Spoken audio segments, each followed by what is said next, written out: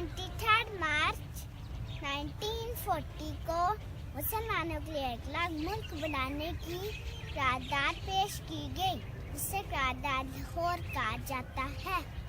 14 अगस्त 1947 को पाकिस्तान की शक्ल में हकीकत बनी, जो इंशाअल्लाह रहती दुनिया तक कायम और दायम रहेगा। 23 मार्च पाकिस्तान डे पूरे मुल्क में जोश और जज्बे से सेलिब्रेट किया जाता है।